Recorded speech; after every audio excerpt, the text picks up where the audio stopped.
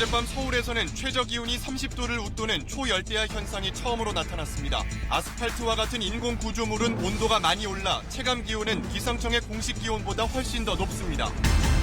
기무사 개혁위원회가 기무사 인원을 30% 이상 줄이는 방안을 포함한 개혁안을 오늘 보고했습니다.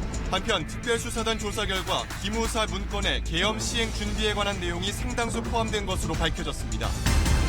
오늘 또 BMW 차량에서 불이 났습니다. BMW는 화재 원인으로 지목한 부품의 기술 분석 자료를 국토부에 제출하지 않은 것은 물론 수리 과정에서 해당 부품 관련 기록을 삭제한 것으로 드러났습니다. 단독 보도합니다. 돈스코 2호 관련 사기 의혹을 받고 있는 싱가포르 신일그룹은 사업에 문제가 없다며 상장을 하겠다는 입장입니다. 하지만 싱가포르 신일그룹은 실체가 없는 서류상 회사였습니다. 단독 보도합니다. 서울 미술고 일가의 횡령을 폭로했던 교사가 성추행범으로 몰려 파면됐다가 교육부 조사 결과 혐의가 벗겨졌습니다. 경찰은 이 교사를 음해하는 데 학교 측이 개입한 것으로 의심하고 있습니다.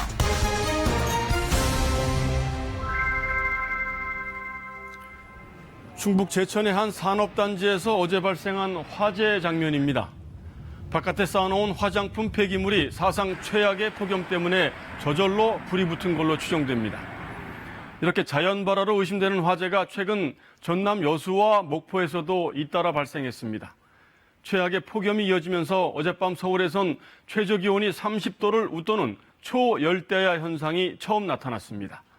오늘도 경기도 안성과 경북 영천 낮 기온이 40도를 넘어서는 등 폭염이 이틀째 기승을 부리고 있는데요. 기상청이 발표하는 공식 온도보다 실생활에서 느끼는 체감 온도는 훨씬 더 뜨겁습니다. 이런 차이가 왜 생기고 오늘 체감 온도는 또 얼마나 됐는지 이정훈 기상 전문 기자가 직접 확인해 봤습니다.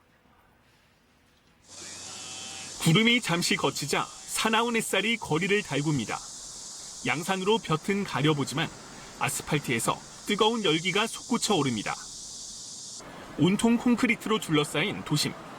부채질에도 휴대용 선풍기에서도 뜨거운 바람만 불어옵니다. 강남은 이제 사람도 많으니까 차도 많이 다니고 그래서 더 더운 것 같아요. 찜질방에 있는 것처럼 한 50도 정도 되는 것 같아요. 실제 강남대로 한복판, 중앙차로 정류장에서 기온을 재자 40도까지 치솟습니다. 열기를 내뿜는 건 사람과 차량들뿐만이 아닙니다. 햇빛에 달궈진 아스팔트, 그리고 주위를 둘러싼 빌딩들에서 배출하는 더운 공기가 도심의 온도를 더욱 높이고 있습니다. 잔디밭 위 햇볕을 직접 받지 않는 백엽상 안에서 잰 기상청 공식 관측 온도보다 높을 수밖에 없습니다. 햇볕이 강할수록 이 차이는 커집니다. 유난히 일사량이 높은 올해 도심의 체감 더위가 극심한 이유입니다. 1994년 가장 더웠던 날과 비교해도 어제 일사량은 약 9% 많았습니다. 기온은 1도 남짓 차이 났지만 태양에 달궈진 지면 온도는 4도 가까이 더 높았습니다. 일사가 강해질 경우 공기의 온도보다 지면의 온도 상승률이 더욱 가파뤄지며 특히 아스팔트와 같은 인공 구조물의 경우는 그 기온 상승률이 더욱 높습니다. 공사장 등 도심의 야외 노동자에게 올여름 폭염이 더 가혹한 이유입니다. 중부지방은 어제를 고비로 기온이 다소나마 내려가는 추세지만 영남지방은 주말부터 40도에 육박하는 폭염이 기승을 부릴 것으로 예보됐습니다. KBS 뉴스 이정훈입니다. 요즘 같은 열대야에 정전이라도 되면 정말 난감하죠. 전력 수요가 급증하면서 밤마다 곳곳에서 정전 사고가 잇따르고 있는데요. 특히 전기 설비가 낡은 오래된 아파트들이 가장 문제입니다. 정전 사고를 막으려면 어떻게 해야 되는지 김소영 기자가 전해드립니다. 지난주 대규모 정전이 났던 아파트입니다. 어제 또 전력 공급이 끊겼습니다. 일주일 새 벌써 두 번째, 에어컨 켜는 것도 불안합니다. 불을 다 꺼요. 거실만 켜는 상황이에요, 지금. 거실에서만 생활하고 거실에서만 모든 걸 다 해요, 아이들하고도 다. 관리 사무실도 비상입니다. 지금 현재 우리 아파트의 전기 사용량이 정전 위험 수치까지 근접하여 전력 소비량을 실시간으로 체크하지만 불안하기만 합니다. 복구를 시키면 다운되는 것이 계속해서 좀 반복된 현상이 있었어요. 워낙 덥다 보니까 용량은 부족하고 30년 된 아파트에서.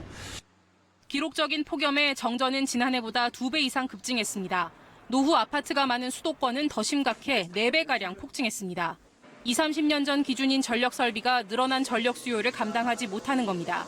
전기 설비 교체에만 수억 원이 들어가기 때문에 주민들 간에도 의견이 엇갈립니다. 바꿨으면 좋겠어. 재건축 된다는 보상이 어느 정도 확실히 있는 것도 아니고. 내가 좋은 아파트 한 자는 그게 어떻게 합니까? 좋은 아파트는 덜 내겠죠. 아파트에서 전력 사용량이 가장 높은 시간대는 가족들이 집으로 들어오는 저녁 7시에서 8시 사이입니다. 이 시간대에 전력 사용량을 줄여주면 정전을 막는 데 큰 도움이 됩니다. 정전에 대비해 더위를 피할 주변 편의시설과 공공기관을 미리 파악해두는 것이 좋습니다. 또 변압기가 15년 이상 된 아파트는 한국전력의 심사를 거쳐 변압기 교체 비용 절반을 지원받을 수 있습니다. KBS 뉴스 김소영입니다. 이토록 극성스러운 폭염을 쪽방에서 선풍기 한 대로 버티고 있는 에너지 빈곤층들이 있습니다. 이들에겐 이 폭염이 단순한 짜증이 아니라 생존을 위협하는 재앙일 수도 있습니다. 에너지 빈곤층에 대한 정부의 체계적인 지원이 어느 때보다도 절실합니다. 엄진아 기자입니다. 서울의 한 쪽방촌, 노인들이 상의를 벗고 길에 누워 있습니다. 방 안이 더 덥다는 겁니다. 너무 힘들어. 진짜 견디지 못하는 걸 바깥으로 나왔지. 좁은 골목, 가파른 계단을 올라 방문을 열었습니다. 온도계의 숫자가 빠르게 오르고 5분 만에 땀방울이 맺힙니다. 선풍기를 이따 대면 뜨뜻한 바람 나와요. 진짜 방에서 자야 돼. 바깥에 가면 새우단다는 거예요. 창문이 없거나 수도 시설조차 없는 곳도 눈에 띕니다. 벽과 벽이 다닥다닥 붙어서 공기가 통하지 않는 구조. 이 작은 창문이 있지만 이 쪽방촌의 온도는 36도를 넘어섭니다. 시민단체 조사 결과 에너지 빈곤 가구 10곳 중 8곳이 선풍기 하나로 여름을 나고 있습니다. 선풍기조차 없거나 냉장고가 없는 가구도 있습니다. 폭염은 건강도 악화시켰습니다. 58%가 어지러움을 느끼고 11%가 구토를 했으며 호흡곤란, 실신한 적도 있다고 답했습니다. 위급 상황이 우려되는데도 35%는 에너지 바우처, 전기, 가스요금 할인 등 이른바 에너지 복지 대상에 빠져 있습니다. 자녀와 연락이 두절인데 자녀가 부양가족이 잡혀있다거나 이런 경우에는 에너지 빈곤층에 대한 전수조사가 필요하다고 생각을 합니다. 정부의 저소득층 에너지 지원은 연탄 쿠폰, 단열, 보일러 설치 등 겨울철 난방에 집중돼 있습니다. 폭염이 재난이 되고서야 여름 냉방 지원책을 내년부터 도입하는 방안이 검토 중입니다. 한편 국회에는 저소득층 에너지 지원에 관한 법안 4건이 발의돼 있지만 2년째 잠자고 있습니다. KBS 뉴스 엄진아입니다. 계속되는 폭염 때문에 온열 질환자도 늘고 있지만 더 위험한 분들이 바로 고혈압 환자들입니다. 평소 고혈압 약을 드시는 분들이 600만 명이나 된다고 하는데요. 이분들은 기온이 1도 오를 때마다 콩팥이 망가질 확률이 55%나 더 커진다고 합니다. 폭염 속 고혈압 환자들의 건강관리 요령을 박광식 의학 전문 기자가 전해드립니다. 64살 김부열 씨는 고혈압 약을 복용하고 있습니다. 요즘 폭염 속에 주차 안내 업무를 하다 보면 땀으로 목욕하기 일쑤입니다. 그때마다 어지럼증도 따라옵니다. 햇볕이 너무 뜨겁고 이 땅에서 지혈이 올라오기 때문에 땀하고 해서 아주 피곤하고 좀 너무 할 때 막 어지럽고 그렇습니다. 혈압약 복용자가 폭염에서 땀을 많이 흘리면 어지럽거나 소변량이 주는 등 콩팥 손상 위험이 일반인보다 높습니다.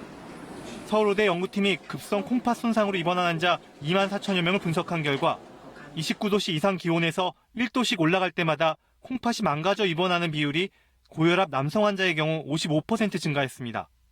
일반인보다 2.4배 높은 수치입니다. 상당수 혈압약은 콩팥으로 가는 혈류량을 줄여서 혈압을 낮추게 됩니다.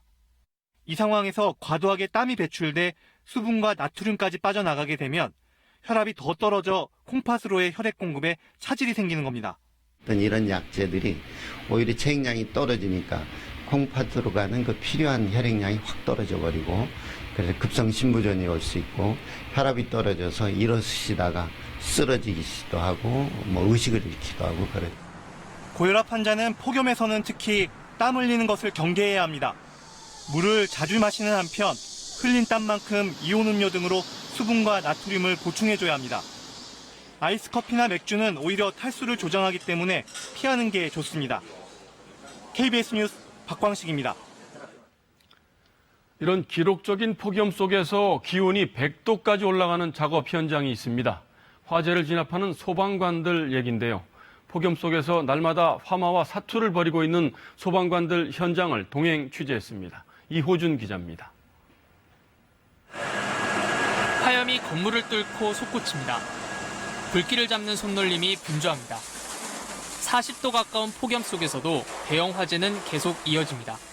그야말로 사투가 벌어집니다. 올해 들어서 가장 힘든 화재였는데 화재가 힘든 것뿐만 아니라 날씨도 많이 힘듭니다. 큰 불길은 3시간 만에 잡히고 잔불 정리가 시작됩니다. 그제서야 소방대원들은 교대로 쉴 수 있습니다. 잊고 있던 더위도 몰려옵니다. 재와 땀이 온몸에 뒤범벅입니다. 보호장구가 온통 땀에 젖어 벗기도 힘듭니다. 봉지째 얼음을 문지르며 가쁜 숨을 몰아쉽니다. 얼음을 얼굴에 비벼보지만 열기를 식힐 수 없습니다. 화염과 물이 만나는 현장의 온도는 100도가 넘습니다. 그 바깥 기온과 그 뿜어져 나오는 화염 속에 그 대원들의 그 체내 온도도 금방 40도 이상까지 올라가거든요. 올 여름만큼 덥고 힘든 적이 없습니다. 또 특히 더 더워서 평소 화재 진압할 때보다 더 체력이 2배 이상 많이 소모되는 것 같습니다. 이번엔 폭염 속 차 안에 어린이가 갇혔다는 신고가 접수됩니다. 차가 막혀 현장 출동이 쉽지 않습니다. 다행히 아이는 무사히 구조돼 엄마 품에 안깁니다. 네, 들어가겠습니다. 출동이 없을 때에도 실제 화재 진압 복장으로 훈련합니다. 실제 화재 진압 현장처럼 모든 것을 갖추고 모의 훈련을 했습니다. 땀과 열기로 5분 만에 모든 옷과 장비들이 젖고 시야까지 가릴 정도입니다. 장비와 방호복을 갖추면 무게는 30kg. 훈련은 실전과 똑같이 진행됩니다. 방호복을 벗을 때 더위는 잠시 잊고 뿌듯함이 밀려옵니다. 뭐 먹고 싶은데요? 치킨 먹고 싶어요. 시민들의 안전한 여름을 지킨다는 사명감. 폭염 속에 소방관들이 불길과 맞서는 이유입니다.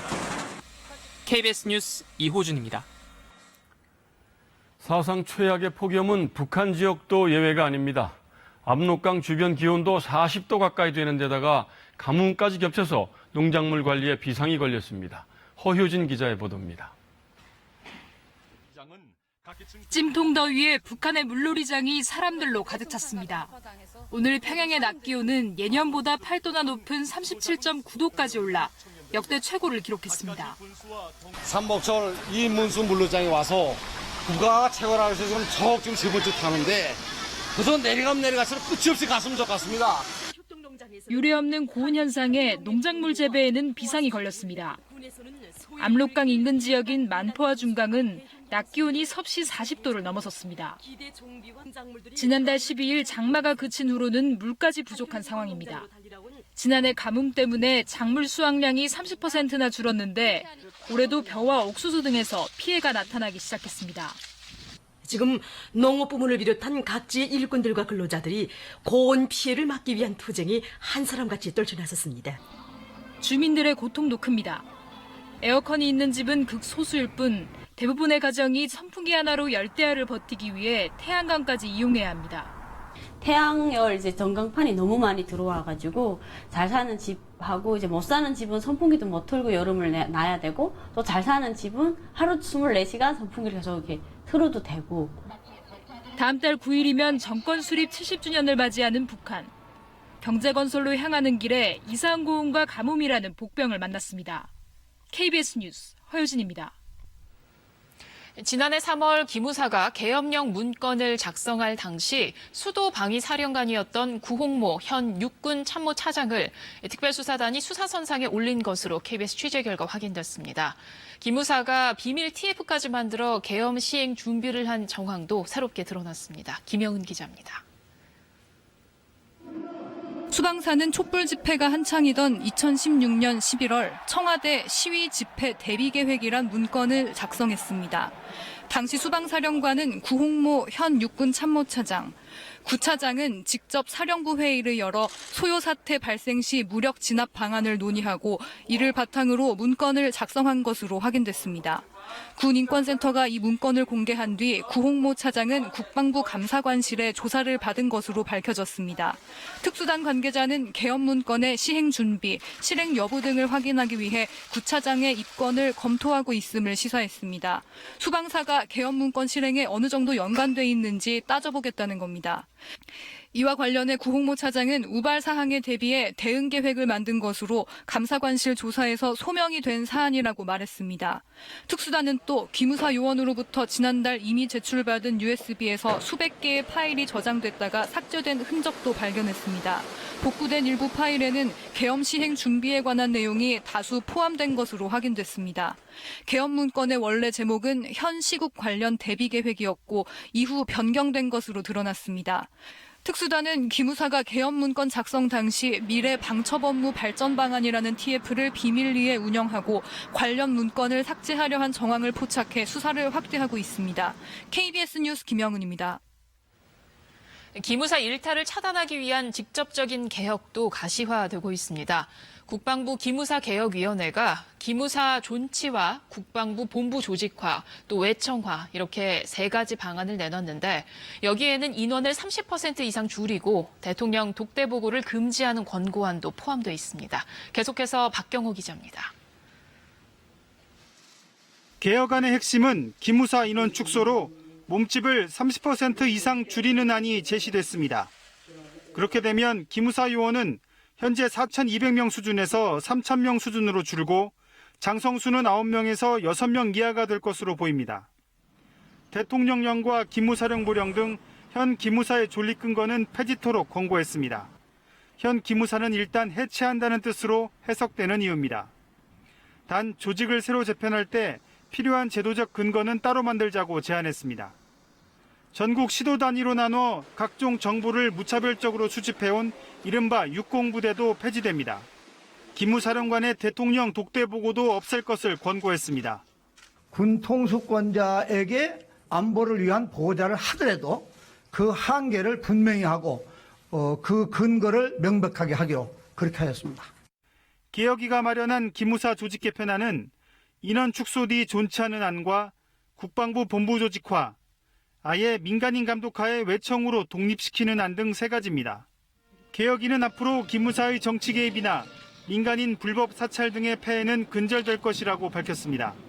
장교 인사에도 기무사가 부당하게 개입하지 못하도록 해야 한다는 입장입니다. 국방부는 조만간 TF 개혁안과 국방부 자치안 등을 토대로 최종 개혁안을 확정해 청와대에 보고할 예정입니다. KBS 뉴스 박경호입니다.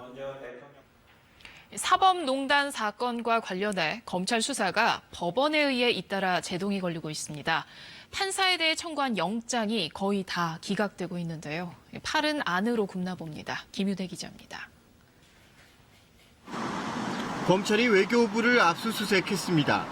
일제 강제징용 피해자 사건에 대한 재판 거래 의혹을 확인하기 위해서입니다. 하지만 법원행정처와 전현직 판사들에 대한 영장은 또다시 기각됐습니다. 검찰은 지금까지 4차례에 걸쳐 압수수색 영장을 22건 청구했습니다.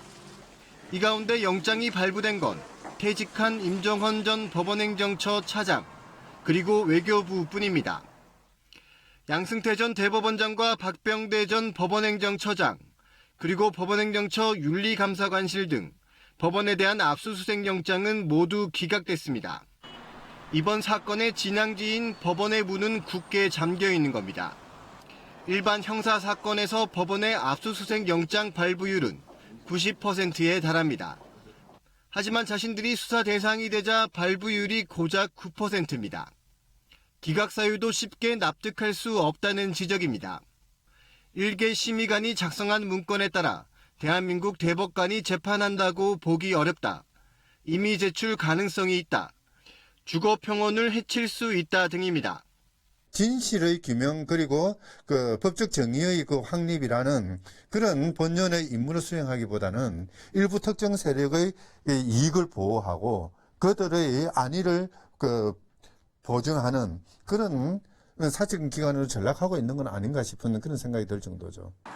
서울중앙지법은 법원 구성원이라고 해서 예외적으로 영장을 다루지 않는다며 제19 감싸기 비난은 오해라고 밝혔습니다. KBS 뉴스 김유대입니다. 드루킹 특검팀이 김경수 경남도지사의 관사와 집무실에 대해 압수수색을 실시했습니다.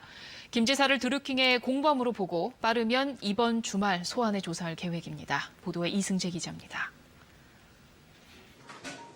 허위범 특별검사팀이 김경수 경남도지사의 관사와 집무실을 전격 압수수색했습니다. 압수수색 영장에는 김 지사를 드루킹 김동원 씨의 업무방해 혐의 공범으로 적시했습니다. 특검팀은 김 지사 관사 등에서 하드디스크 등 자료를 확보했습니다. 핸드폰이 아직 정확히 해봐야 알겠습니다만 지금 정확히는 알 수 없고요. 예. 안에 디지털이 좀 있나요? 컴퓨터나 이런 것들이 몇 대가 정도가 있나요? 안에는? 그러니까 그것도 확인 안 된 상태니까. 특검은 또 국회의원 회관에 대해서도 압수수색을 벌였습니다. 김 지사의 의원 시절 일정 확인을 위해서입니다. 특검은 수색 과정에서 김 지사와 보좌진의 컴퓨터 하드디스크가 관련 규정에 따라 삭제되거나 교체됐다고 밝혔습니다. 다만 일정 관리 비서가 사용하던 컴퓨터 하드디스크는 압수해 분석에 들어갔습니다.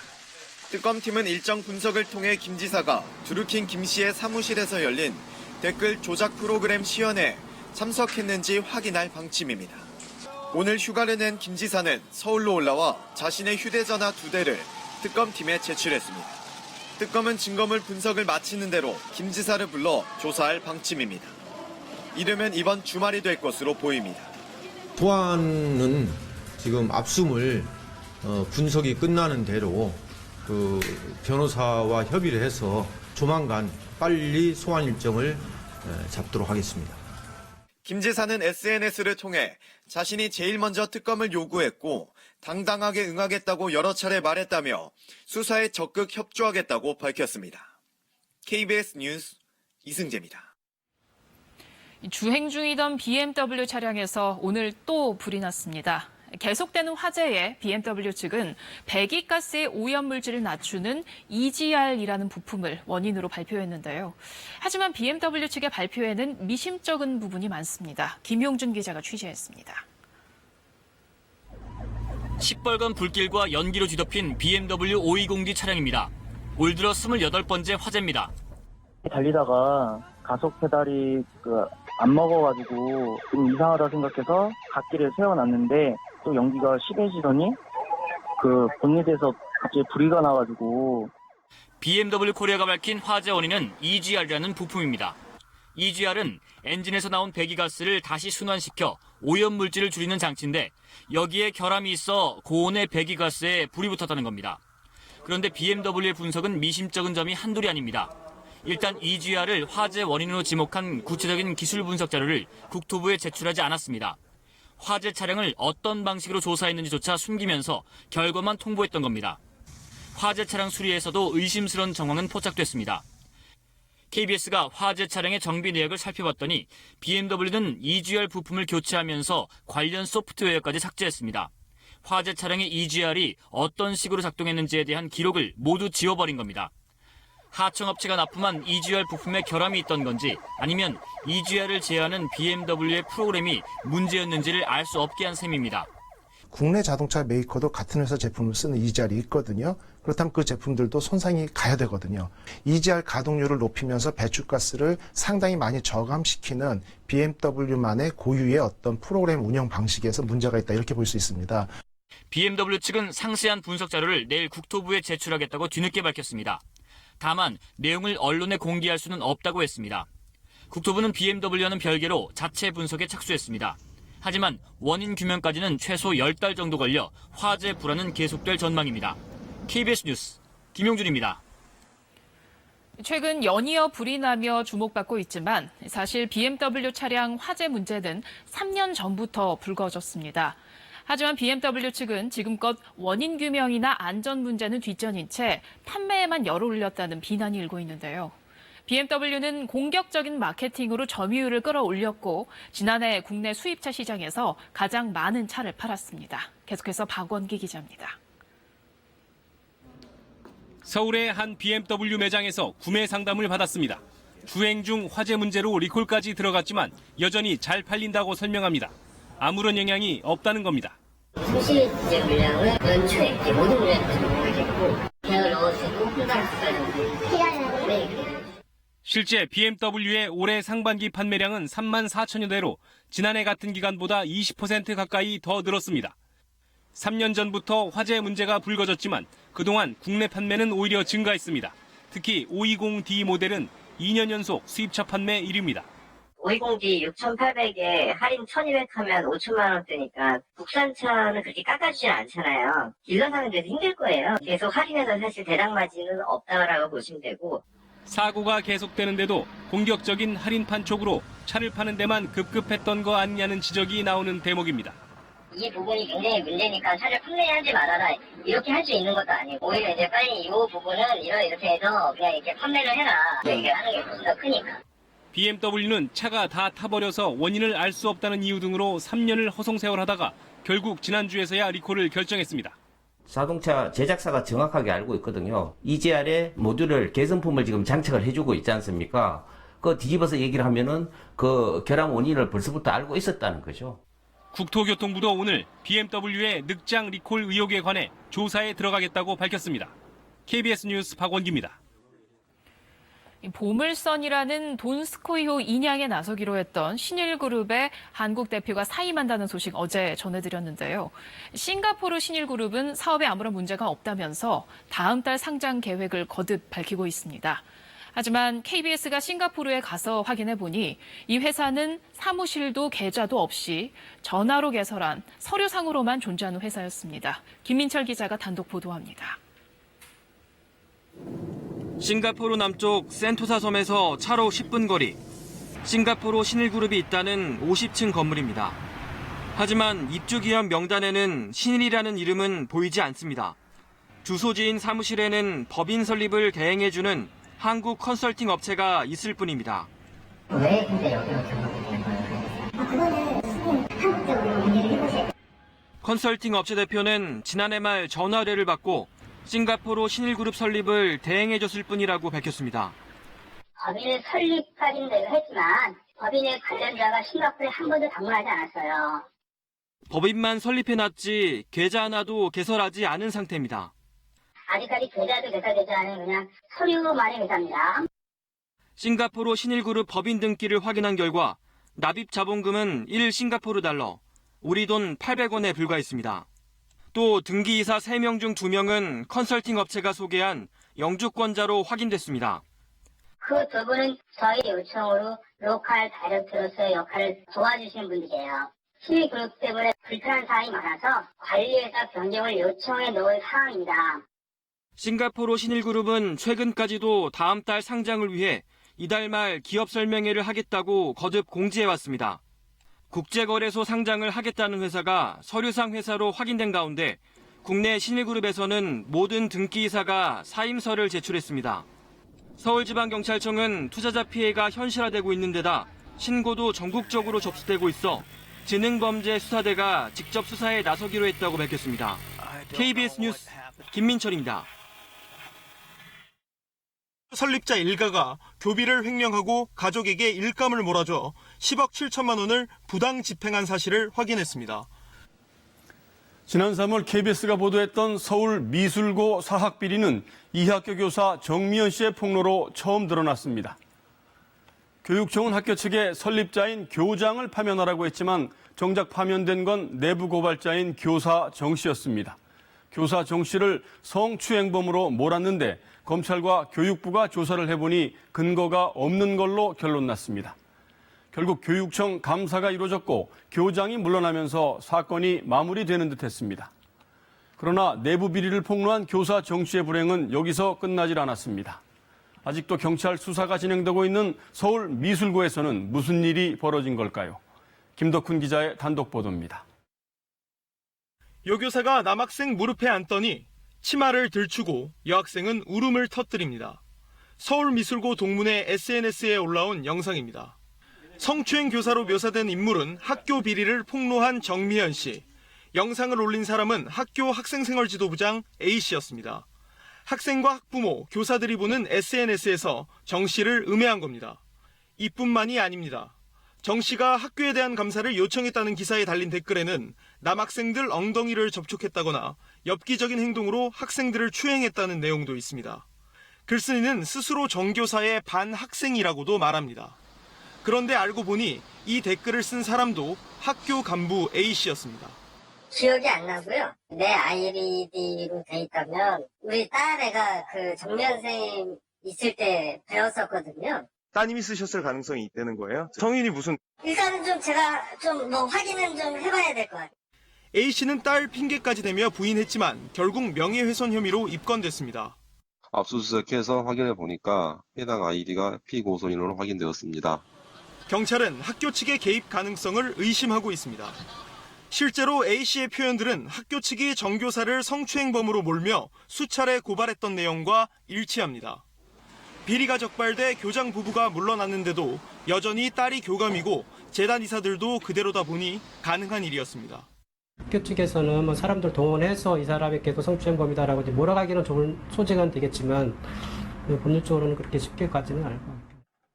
비리 폭로로 공익신고자로 인정받았던 정미연 씨는 최근 입원 치료를 시작했습니다. KBS 뉴스 김덕훈입니다.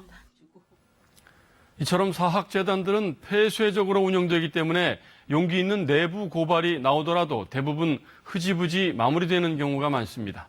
특히 사립학교 내부에서 벌어지는 성폭력이나 성희롱, 이른바 미투 사건은 재단 측의 묵인이나 방조가 있을 경우 제대로 해결되기를 기대한다는 게 매우 어려운 실정입니다. 그 실태를 김채린 기자가 알아봤습니다. 경기도의 모 사립학교 교직원 A씨. 지난 3월 회식 자리에서 상사인 B씨가 한 행동을 잊지 못합니다. 여길 또 한번 주무르시는 거예요. 그러고 나서 집 어떻게 갈 거니요? 큰 방 잡아줄 테니까 자고 가자고. 여성에 대한 성적인 발언도 여러 차례. 저 선생님 가슴이 아주 막 이러면서 가슴이 너무 크다고, 자기 스타일이라고, 일 못해도 되니까 얼굴만 이쁘면 된다고. 이 학교의 전 교직원도 비슷한 경험을 호소합니다. 쌤이 타고난 몸매는 좋다고, 쌤 몸매가 자기 그 더 취향이라고. 자기도 강간이나 당해서 미투했으면 좋겠다고. 부서를 옮긴 뒤 학교에 성희롱 피해를 신고한 A씨. 일주일 만에 돌아온 첫 답변은 무력했습니다. 성폭력 같은 사건은 좀 수위가 센데 성희롱이 약하다. 그러니까 저거 참고 다니라는 거예요. 교사들로 구성된 교내 성고충위원회는 B씨의 파면을 요구했고 교육청에서도 직위 해제 사항에 해당한다고 학교 측에 설명했습니다. 문제는 징계 기준이 법제화된 국공립과 달리 사립은 징계가 이사장 권한이라는 점. 아직까지 학교의 정식 징계는 없습니다. 일부 교사의 항의 이후 교장이 부장교사 회의에서 B씨가 직위 해제됐다고 공지했지만 이마저 거짓으로 드러났습니다. 징계를 저희가 요구할 수는 있겠죠. 안 해도 이제 거의 그분이 대항권이다 보니까 제가 이렇게 손댈 수 있는 부분은 많이 없습니다. 그 사이 B씨는 전체 교직원에게 해명 쪽지를 보내며 A씨의 실명까지 공개했습니다. 소문이 퍼지자 A씨는 신속한 조치를 요청했지만 학교 측은 60일 안에만 징계위를 열면 된다는 내규를 들며 기다리라고 하면서 개인 간의 일이니 직접 경찰에 신고하라고 했습니다. 지금 이걸 말하는 게 후회가 되는 거예요. 학교 측에서는 남 얘기라고 생각하고. B씨는 A씨의 주장이 일부 오해가 있고 대부분은 사실 무근이라고 말했습니다. 학교 측은 취재진의 질의에 대응하지 않겠다고 밝혔습니다. KBS 뉴스 김채린입니다. 북한이 송환한 한국전 참전 미군 유해 55구의 봉환식이 하와이 공군 기지에서 거행됐습니다. 미국 정부는 최고의 예우로 65년 만에 돌아온 용사들의 유해를 맞았고 트럼프 대통령은 김정은 위원장에게 감사의 메시지를 전했습니다. 워싱턴 이재원 특파원이 보도합니다. 성조기로 감싼 금속관 55개가 비행기에서 내려져 운구됩니다.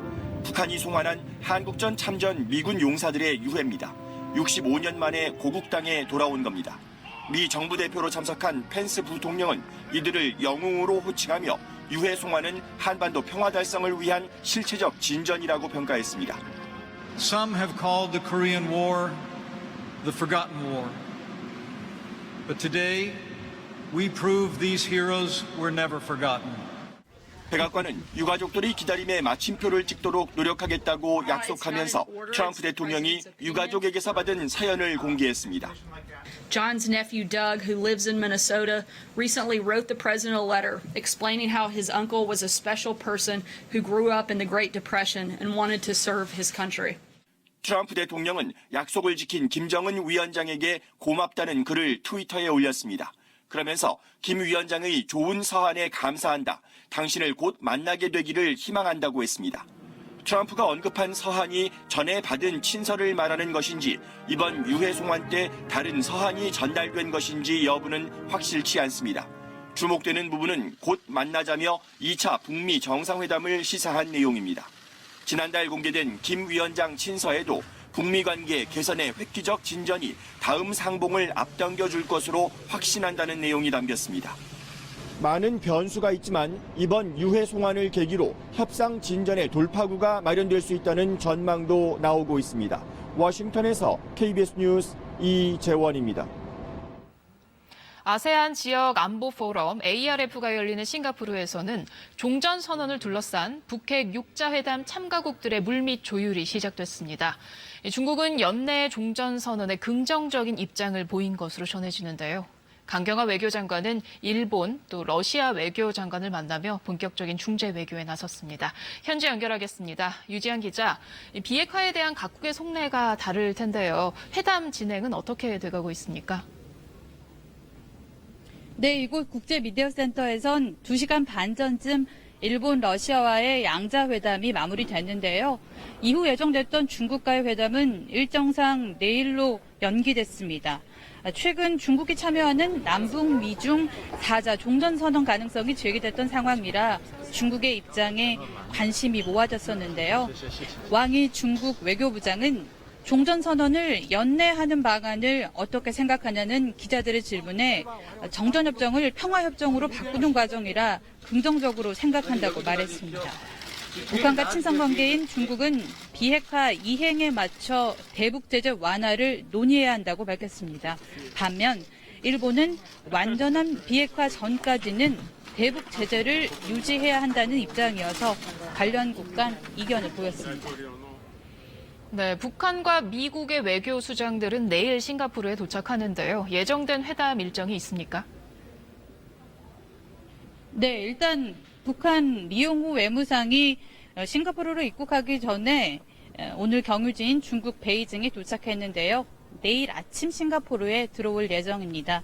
미국 폼페이오 국무장관도 내일 들어오지만 아직 회담이 잡히진 않은 것으로 알려졌습니다. 양측은 일단 자국의 지지를 끌어내기 위한 양자회담에 주력할 것으로 예상되는데요. 미국 측은 북한이 핵 리스트 신고와 비핵화 일정 제시를 먼저 해야 한다고 강조하고 있고요.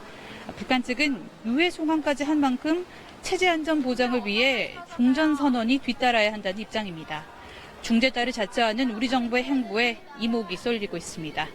지금까지 싱가포르에서 KBS 뉴스 유지향입니다. 지난달 새로 부임한 해리스 주한 미국 대사가 부임 이후 첫 인터뷰를 했습니다. 해리스 대사는 현재 북미 협상 속도에 만족한다면서도 종전선언을 위해서는 보다 구체적인 비핵화 조치가 필요하다고 밝혔습니다. 박유한 기자가 보도합니다. 부임 후 처음 한국 언론과 만난 해리스 대사는 유해 송환 행사가 감동적이었다며 말문을 열었습니다. 북미 간 비핵화 협상이 교착 상태에 빠져 있다는 의견엔 동의할 수 없다며 현재의 속도에 만족한다고 말했습니다. I think it's moving at a blistering pace, and I think that we need to continue to move forward carefully. So I'm satisfied with the pace of forward movement. 종전선언엔 신중한 입장을 보였습니다. 종전선언이 평화협정과는 완전히 다른 것이어서 평화협정 전에 종전선언을 할 수는 있지만 아직 조건이 충족되지 않았다는 겁니다. But I think that my personal opinion, I believe that there needs to be more demonstrated moves toward denuclearization by North Korea. 구체적인 조건도 언급했습니다. What we seek, what the United States seeks, is final, fully verified denuclearization. So the beginning of that process has to be at least a complete list of. 종전선언은 한미가 보조를 맞춰 함께 추진해야 한다고도 강조했습니다. In my view, it should be an alliance decision and we should not be precipitate in declaring the end of war unilaterally. 해리스 대사는 남북 대화와 관련해선 한미 동맹에 틈은 없다고 강조하고 이산가족 상봉을 위한 시설 개선과 군 통신선 연결 등은 긴장 완화 차원에서 지지한다고 밝혔습니다. KBS 뉴스 박유환입니다. 날이 덥다 보니 거리에서 바닥 분수만 보면 뛰어드는 아이들이 많은데요. 놀다 보면 온몸이 젖고 이 물을 마시기도 하는데 상당수의 시설이 수질 관리가 제대로 이루어지지 않고 있습니다. 제도는 있는데 민간 시설은 여기에 빠져 있어 사각지대가 많습니다. 김비치라 기자가 보도합니다. 도심 속 놀이터로 인기인 일명 바닥분수. 물줄기 속 아이들은 잠시 더위를 잊습니다.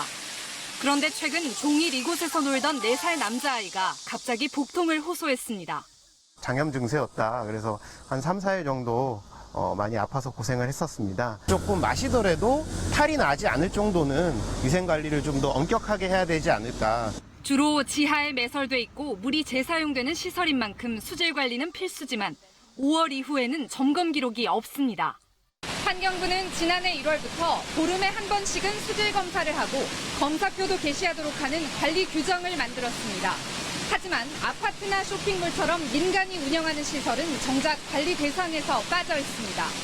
아파트 몇 곳을 다녀봤습니다. 바닥 분수와 인공폭포 곳곳에 물때와 이끼가 끼어 있고 수질 검사표는 찾아볼 수 없습니다. 소독은 따로 실시하지는 않고요. 소량 정도는 괜찮고요. 문제는 없습니다. 환경당국은 현행법상 민간시설은 재량에 맡길 수밖에 없다는 입장입니다.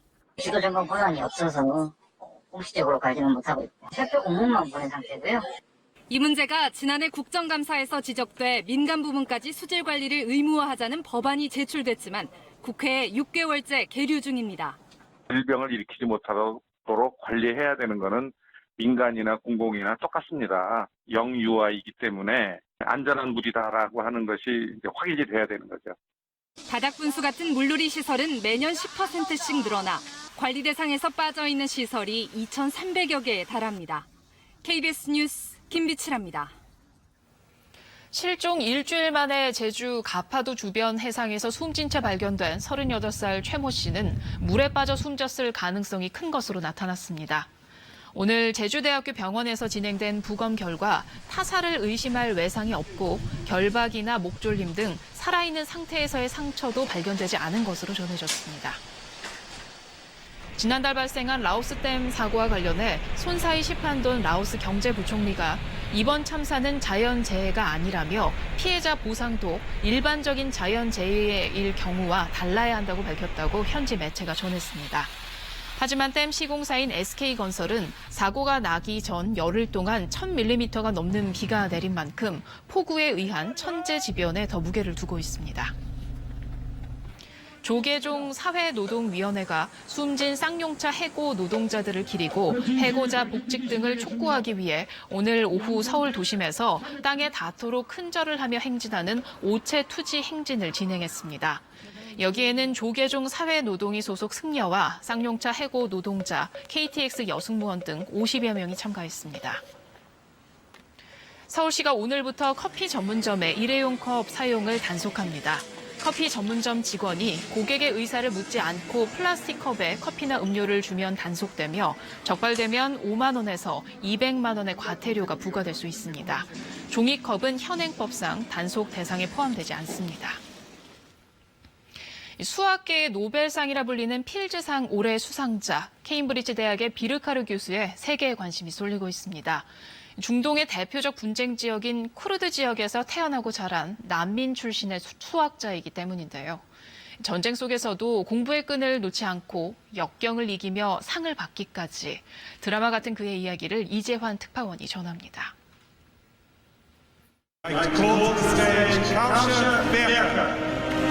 수학 분야 최고의 상인 필즈상 수상자 4명 가운데 1명은 올해 40살인 영국 케임브리지대 비르카르 교수였습니다. 대수 기하학 분야에서 탁월한 업적을 인정받은 그에게 유난히 큰 박수가 쏟아졌습니다. 그의 험난한 인생 역정 때문입니다. 비르카르 교수는 이란의 쿠르드 지역에서 농부의 아들로 태어나 자랐습니다. 이란과 이라크 전쟁이 벌어져 공부에 신경 쓸 수 없는 환경이었지만 형에게 기초 수학을 배우며 수학자의 꿈을 키웠습니다. He is probably the person who has had the most influence on my education, on my career.